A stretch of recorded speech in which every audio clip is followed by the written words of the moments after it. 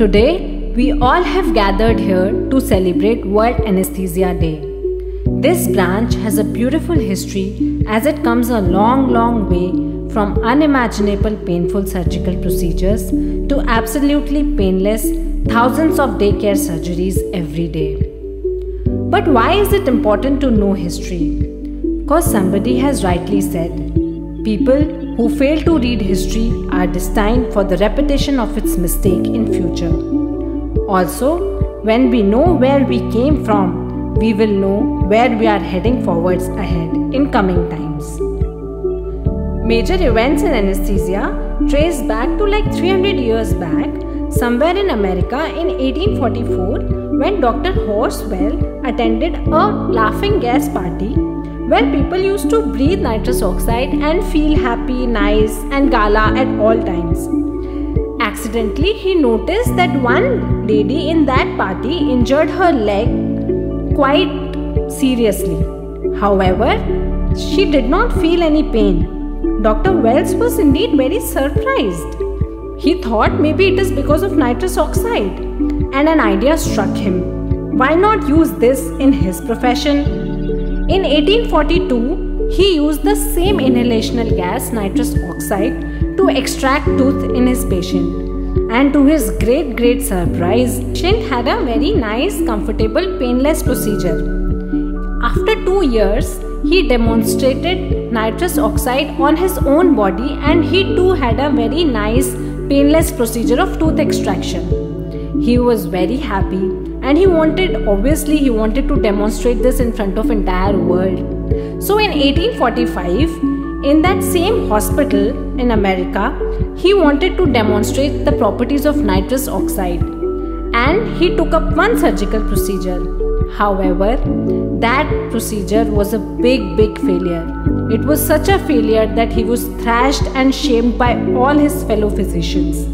Why was it so? It was because nitrous oxide was good in providing superficial analgesia and good for superficial procedures.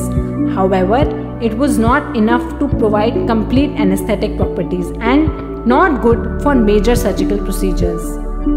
Just 1 year after this, another dentist, W.T.G. Morton, in the same Massachusetts hospital, demonstrated ether for excision of neck tumor.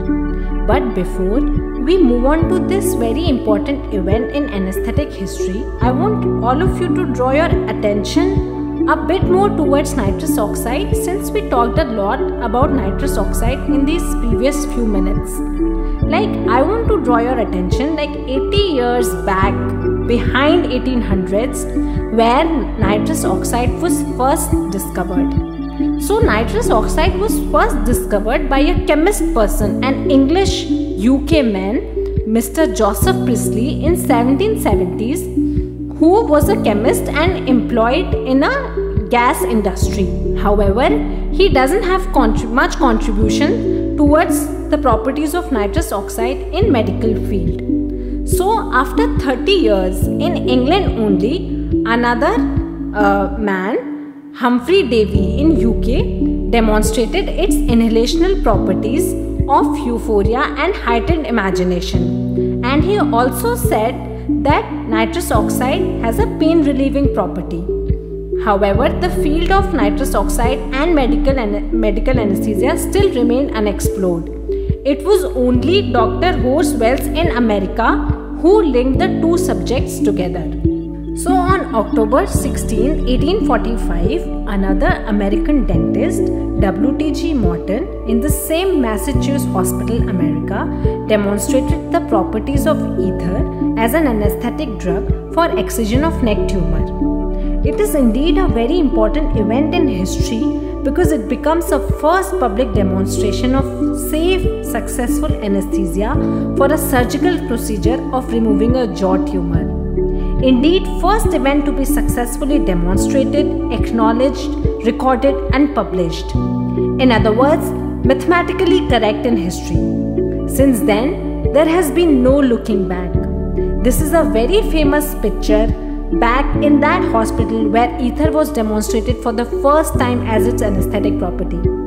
You can see in this picture how surgeries were performed in the previous years. It was more of a spectator sports where spectators from every corner of the world or every corner of the country would come to see the surgeries. People would not change their clothes and it was held in open. You can see the chief surgeon who is performing the surgery and WTG Morton who was administering ether to the patient. After the surgery was done, it was the chief surgeon who said, "Gentlemen, this is no humbug." Indeed, a very famous line, a very famous book and a very famous event in history. Since it was a success, WTG Morton is considered as father of modern anesthesia. In 1847, James Young Simpson, who was an obstetrician in England, administered chloroform for general anesthesia in England. The properties of chloroform as an anesthetic drug were theoretically previously recorded in animals, but not explored in humans for reasons of safety. However, Dr. James Young Simpson was ready to take the risk and he administered the drug for safe obstetric delivery to his niece. And it was indeed a success. Since then, the drug was massively transported to nurses and hospitals in England give pain relief to the soldiers fighting in the war. In 1853, approximately 10 years later, England anesthesiologist Dr. John Snow administered chloroform to Queen Victoria for delivery of her 8th child. Since then, Dr. John Snow is known as father of anesthesia. In 1884, Karl Koller, an Austrian ophthalmologist, introduced the use of cocaine as a local anesthetic for ophthalmic surgeries.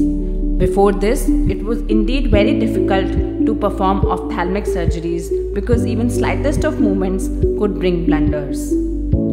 In 1890s and in the subsequent years, more and more drugs were discovered, and so did the discovery of mask happened in 1890s to administer drugs to the patient. These pictures show the ancient mask previously used and a sneak peek as to how we have evolved over time. After drug and mask came, many anesthetic techniques also got evolved, and around 8 to 10 years later, a German surgeon, Dr. August Bayer, for the first time demonstrated spinal anesthesia in Germany in 1890s. 20 years later, Dr. Henry Boyle developed Boyle's machine in his native country, UK. Since then, anesthesia has evolved as an absolute essential branch. Today, we stand here in modern times looking at anesthesia as lifetime essential skill which has spread its wing to any other branch you think of. Anesthetists and surgeons are working in hand for the utmost safety and care of the patient. Anesthetists majorly providing painless feel to the surgeon so then surgeon can provide the best cure to the patient. With the teamwork and best of understanding amongst two branches, both the fields have evolved massively in such short span, be it robotics in surgery or daycare surgeries in anesthesiology. Apart from this, critical care and intensive care unit has become an integral part of an anesthetic life.